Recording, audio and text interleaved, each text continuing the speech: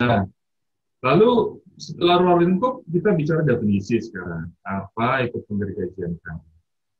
Penggergajian berasal dari kata apa? Gergaji, kata dasarnya ya.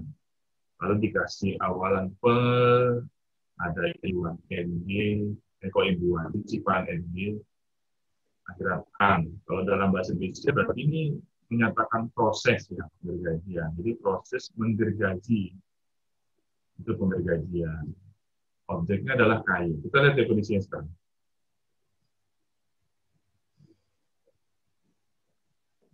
Ada banyak definisi, ya, saya tampilkan beberapa saja. Di sini disebutkan penggergajian kayu adalah fasilitas di mana kayu yang telah terbang, kayu bulat tadi ya, itu kan kayu yang ditebang tadi menjadi kayu bulat atau kayu log, itu dibelah dan dipotong. Nah ini, jadi kata-kata dibelah dan dipotong, ini supaya dicermati ya. Menjadi kayu untuk bangunan atau keperluan lain. Ini istilah yang paling sederhana menurut saya. Ada kayu bulat yang sudah ditebang, itu dibelah dan dipotong menjadi kayu bangunan. Kayu untuk bangunan ya, atau istilah lainnya kayu gergajian. Kayu gergajian itu maksudnya kayu yang sudah digergaji, kayu gergajian. Kalau dalam bahasa Inggrisnya itu timber. Kalau dalam istilah asingnya, istilah lain dari bahasa Indonesia itu yang diserap dari bahasa Inggris, sortimen. Ya. Banyak istilah lain. Tapi kita pakai istilah kayu gergajian saja. Kayu untuk bangunan dan keperluan lainnya. Nah, keperluan lain ini menjadi proses lanjutan.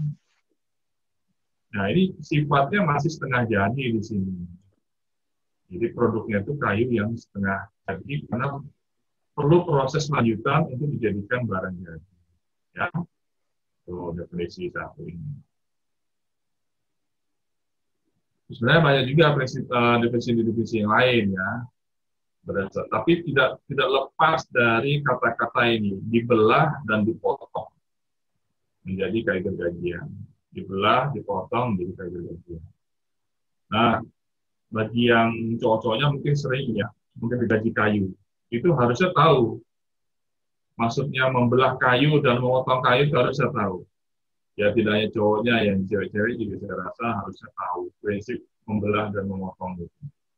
Kalau belum tahu, saya jelaskan di sini nanti ya. Nah, penggergajian kayu bisa dikatakan penggergajian kayu jika memenuhi prinsip-prinsip 3 prinsip seperti ini. Ya.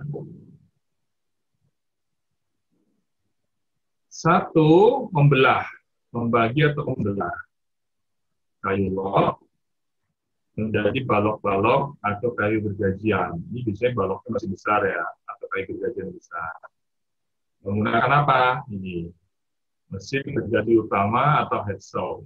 Nanti saya jelaskan apa head saw.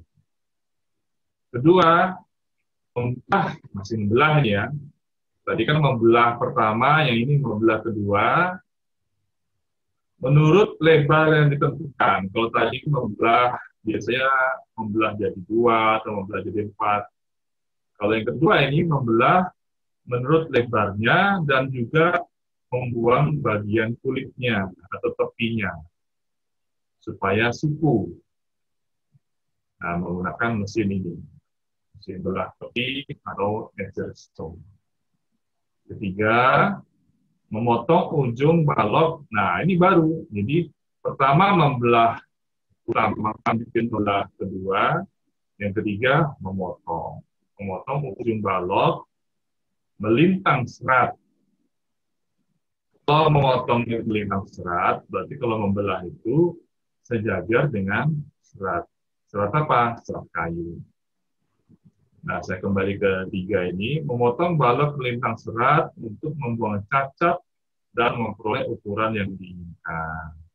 Panjang maksudnya ya, ukuran panjang itu diinginkan. Dikerjakan dengan mesin potong ujung atau timber saw. Sampai sini yang kita tanyakan.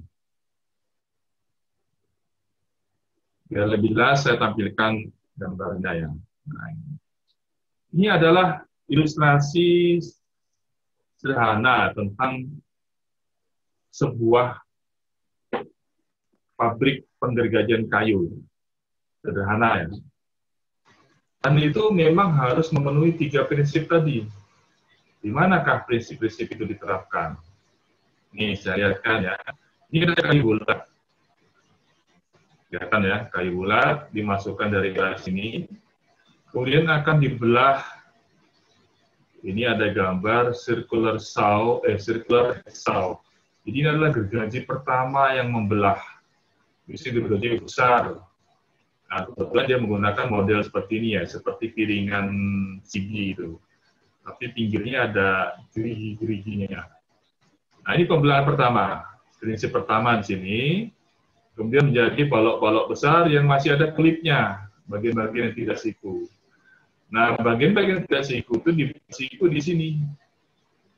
Edger, mesin edger ini pembelahan kedua. Nah, di sini sudah jadi papan yang siku atau balok yang siku. Tapi panjangnya belum disesuaikan dengan keinginan. Atau mungkin juga ada bagian-bagian cacat kayu yang ada di sini. Mungkin ujungnya pecah. Nah, itu maka ujungnya itu harus dipotong di sini. Alatnya namanya trimmer ya. Selain membuang cacat, juga untuk memotong sesuai ukuran panjang yang diinginkan. Entah panjang 4 meter, panjang 2 meter, dan seterusnya. Mudah-mudahan di sini bisa paham ya. Silakan kalau ada yang mau menanggapi, bertanya. Tidak ada? Oke, lanjut.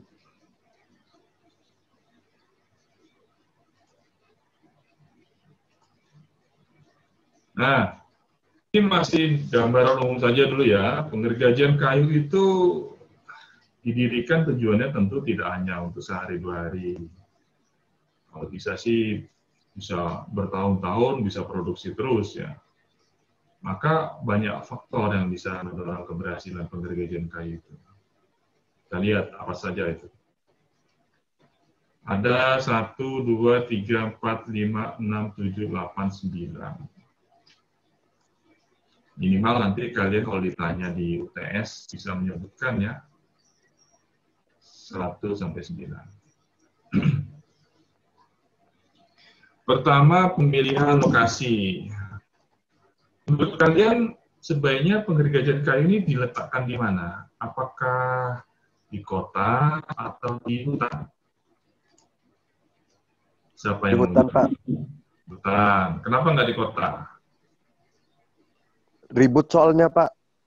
Orang Di keganggu. kota, Pak, di kota. Polusi. Polusi. Lagi.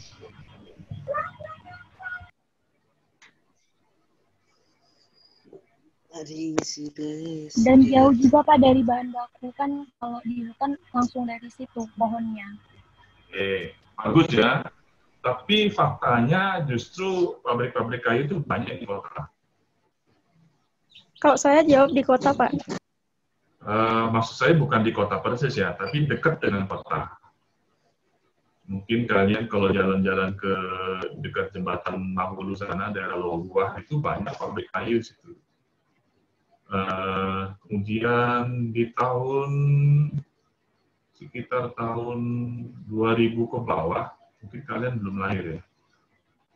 2000 ke bawah itu di sampingnya Unmul, kampus Unmul itu kan ada sungai itu. Nah itu masih banyak pabrik penggergajian kayu. Itu kan di kota. Kemudian sekarang kalau toh tidak ada di kota, tengah kota, kalau di daerah Teluk Dalam itu ada. Kemudian di mana lagi? Tenggarong, dekat-dekat Tenggarong itu ada. Itu artinya dengan kota. Ya, Lojanan banyak itu. Tapi dengan kota. Apakah ada yang menemukan di hutan pabrik kayu? Penggergajian kayu. Nah, itu ada alasannya memang. Kenapa dipilih lokasi dengan kota. Mungkin tadi ada yang menjawab, sebaiknya dekat dengan bahan baku. Betul, saya termasuk yang setuju, tapi banyak masalah yang akan dihadapi nanti. Pertama, mungkin nanti ini terkait dengan faktor-faktor di bawahnya ya. Contoh, saya langsung singgung aja di bawahnya. sarana angkutan mungkin nanti akan sulit membawanya ke kota, hasil-hasilnya. Kemudian suku cadang akan sulit nanti membawanya ke hutan. Ini lagi, sumber tenaga. Sumber tenaga mungkin bisa menggunakan bahan bakar atau listrik. Yang kedua-duanya akan sulit kalau di hutan. Kemudian apa lagi? Nah, tenaga kerja. Kalau di hutan akan sulit kita cari tenaga kerja. Karena banyak pertimbangan di bawahnya inilah, makanya biasanya pemilihan lokasi tetap di dekat-dekat kota. Karena lebih banyak hal-hal lain yang coba didekati. Meskipun dia jauh dari bahan baku ya, jauh dari hutan, tapi itu bisa diatasi dengan memilih sarana angkutan yang tepat. Apalagi Samarinda ini kan di tepian sungai besar. Jadi pengangkutan lewat sungai itu akan lebih murah.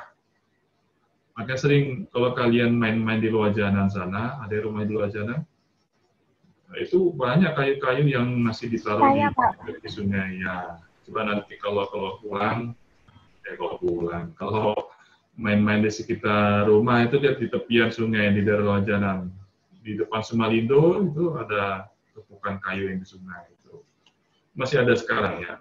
Mudah-mudahan masih ada terus supaya kita bisa pastikan bahwa kita masih menghasilkan kayu. Itu maksudnya ya. Adapun sarana angkutan ya tadi sudah saya jelaskan. Alat yang tepat, suku cadang yang tersedia, sumber tenaga yang murah, bahan bakar atau listrik, layout ini tata letak ya, pabriknya kalau tata letaknya bagus itu bisa awet pabriknya nanti. So dokter, nah ini mungkin kalian tahunya dokter umum, ini so dokter gergaji.